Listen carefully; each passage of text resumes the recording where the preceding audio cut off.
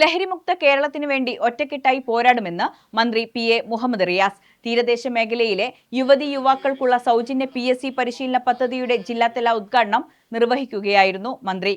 വിദ്യാഭ്യാസ രംഗത്ത് മുൻപന്തിയിലുള്ള കേരളത്തിലെ തൊഴിൽ സാധ്യത വർദ്ധിപ്പിക്കാൻ വേണ്ടിയുള്ള പരിശീലന പദ്ധതികൾ മാതൃകാപരമാണ്. വിമുക്തി മിഷന്റെ ഭാഗമായി സംഘടിപ്പിക്കുന്ന സൗജന്യ PSC പരിശീലന പദ്ധതികൾ എല്ലാ ജില്ലകളിലും അതിവേഗത്തിൽ നടപ്പാക്കാൻ സാധിക്കട്ടെയെന്നും മന്ത്രി കൂട്ടിച്ചേർത്തു. ലഹരി വിരുദ്ധ ബോധവൽക്കരണത്തിന്റെ ഭാഗമായി എക്സൈസ് വകുപ്പും വിമുക്തി മിഷനും കോഴിക്കോട് ജില്ലാ പഞ്ചായത്തിന്റെയും കോർപ്പറേഷന്റെയും ഫിഷറീസ് വകുപ്പിന്റെയും സഹകരണത്തോടെയാണ് തീരദേശ മേഖലയിലെ യുവതയ്ക്കായി സൗജന്യ PSC പരിശീലന പദ്ധതി ആരംഭിച്ചത്. വിവിധ വാർഡുകളിൽ നിന്ന് തെരഞ്ഞെടുത്ത 50 യുവതി യുവാക്കൾക്കാണ് 26 ആഴ്ച നീളുന്ന സൗജന്യ PSC പരിശീലനം.